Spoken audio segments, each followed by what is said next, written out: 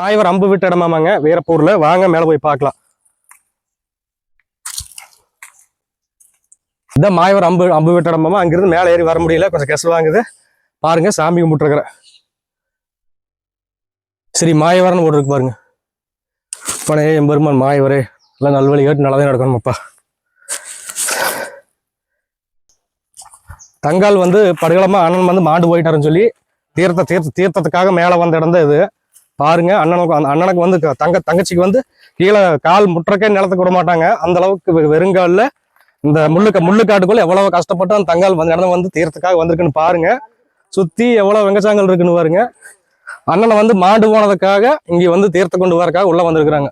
இங்க பாருங்க, அப்ப இந்த தடமும் இல்லை, எதுவுமே இல்லை, பாறாங்கல் மட்டும்தான். தங்கச்சி மட்டும்தான் முத இங்க வந்ததாம. அதனால பாறாங்கல் வெறுங்கால் எவ்வளவு கஷ்டப்பட்டு நடந்து வந்திருக்கான்னு பாருங்க.